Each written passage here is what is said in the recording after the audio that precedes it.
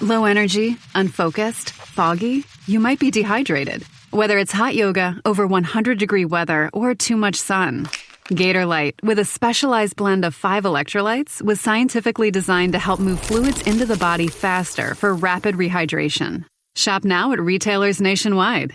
Gatorlight hydrates faster than water. Is it in you? Symptoms noted are signs of mild to moderate dehydration. Consult a healthcare professional if symptoms persist. Now at Lowe's, faster quotes start at the Lowe's Pro Desk. Got a material list handwritten on a sticky note or saved as a photo? Perfect. Bring it to us and get a quote in minutes. And if you don't see what you need on the shelf, we'll help you get it. You can access thousands of products beyond what's available in-store or on Lowe's.com, right from the Lowe's Pro Desk. Build quotes faster and source the materials you need to keep your jobs moving. Just like that, at Lowe's. This message is brought to you by Apple Card, Shave Ice by the beach, a trip to the state fair, and a throwback flick at the local drive-in. They're more than just items to check off the summer bucket list. They're also opportunities to earn 2% daily cash back when you use your Apple Card with Apple Pay. Apply for Apple Card now and use in minutes with Apple Pay. Subject to credit approval. Apple Card is issued by Goldman Sachs Bank USA, Salt Lake City branch. Terms and more at applecard.com. From the Fifth Quarter Studio in Madison, Wisconsin, you're listening to the Coaching Youth Hoops Podcast. They're playing basketball. Basketball. Here's our hosts, Steve Collins. And Bill Flitter. All right, welcome to Coaching Youth Hoops. Coach, how are you? You know, it's doing all right. I like today's topic. I think I might be an expert on today's topic, actually, considering I've coached for 35 years. You might. I know, yeah. I might be an expert. All right, but before we do that, let's give a big shout out to our sponsors, Coach. Yeah, coaches, go check out coachingyouthhoops.com. Explore the navigation in coachingyouthhoops.com. And the reason I say that, there's a bunch of free resources there for you to help you along with your coaching journey. But you'll also find anything from practice plans to offenses and defenses you can use to level up your game this season. Now's the time to start planning. Go to coachingyouthhoops.com. All right. So today we're going to talk about burnout. Burnout. Yeah. How do you cope with burnout as a coach? How do you maintain enthusiasm when you're just feeling overwhelmed? Yeah. So I'll talk off season. I'm going to talk non-season because I don't tend to get burned out too much in the season. And I think it's probably an adrenaline thing. So I think the key is, first of all, my rule of thumb is when the season ends, and this is always, there's been a couple rules that I've had that have helped me coach for as long as I've coached. First of all, the first rule was we always went on a spring break trip as a family. That was the rule. Like the 4 months from November to March, the rule was spring break was off limits for anything, and we always went somewhere as a family. So it was kind of a rebonding, dad's back kind of thing. So that was the first. It gave the whole family something to look forward to. Yeah, maybe dad's back. But I think the key to not burning out is turning off. Like, so our season ended about a month ago. Be more than that by the time this goes up. But end of March, mid-March is when your season tends to end in Wisconsin. Hopefully late March, but. And then I don't tend to do any open gyms. I take a month off. Like, not that I'm not doing basketball things, but they need a break. I need a break. There are a lot of them playing spring sports. So it's almost like a dead period for me that we'll just, after mid-April, we'll start revving up again and opening gyms up and doing that kind of stuff. But I think it's important to take a gap and a break and a deep breath and So that's the first thing I've always done. I think that helps because I'm already energized for next season because I just step away. I literally step away. I don't think about it during spring break. I don't do any of that.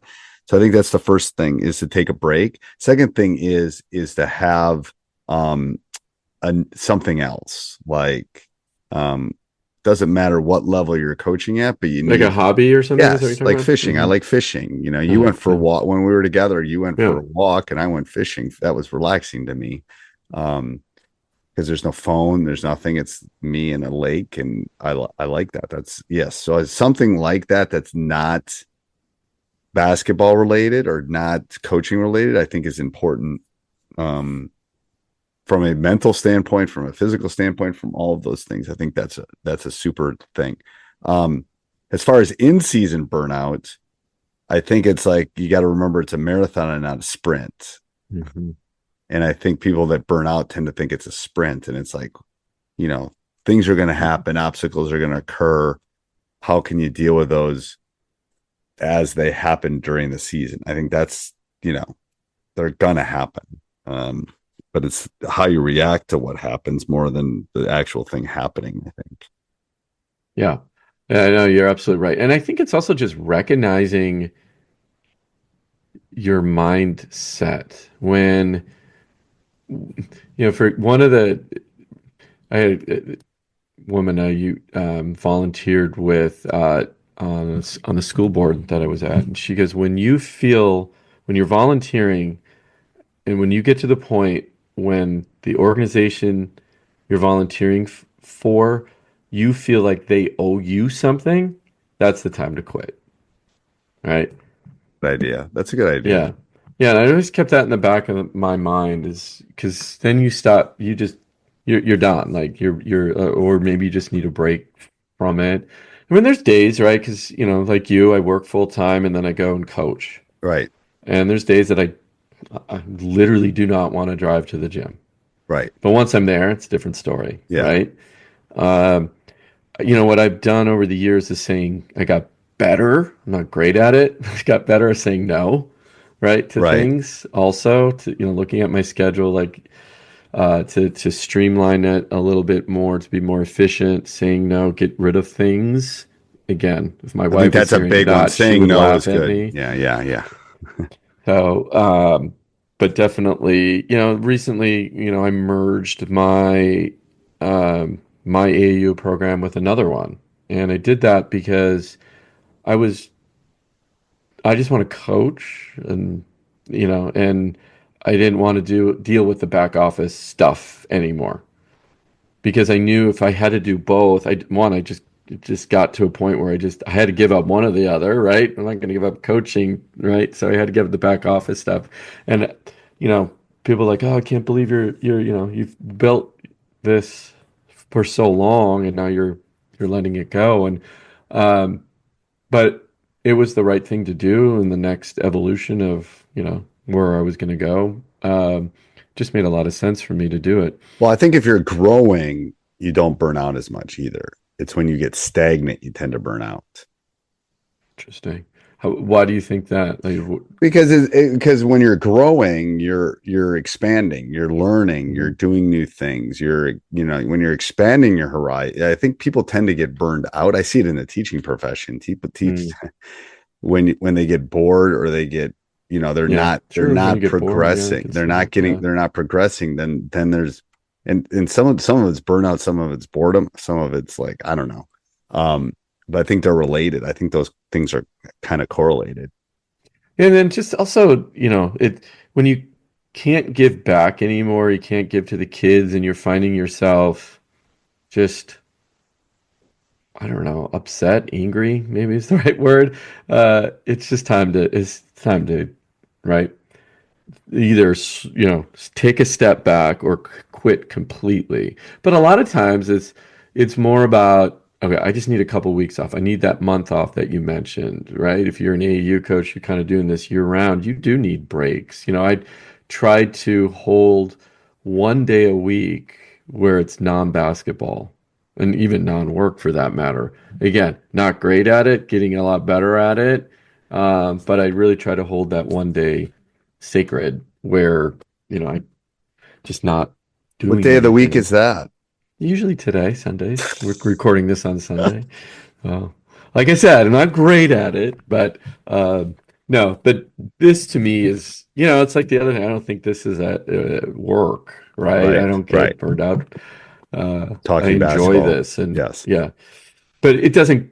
I don't want to say that out loud, but I'm leveraging my experience, right? And Right. you and I are just having a conversation about it, versus like I'm not watching a game unfold and Fold I'm and just yeah. using it, my brain capacity, is that full tilt and trying to figure out how to beat the elevator screen that we Right. got burned on 3 times.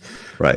Trying to explain it to the kids of how to defend it. And you know what I mean? It's like, you're not, this is, I don't know, this is a Easy. little bit different capacity that you're using. So, okay. So how do you cope with it? How do you, right? How do you maintain that enthusiasm, taking breaks, realizing what you want to do, setting goals as well? Like, where do you want, and then just also getting to the point where you say, okay, you know what? It's time to put the whistle down. Time, Yep. Right? And I'm Time to done.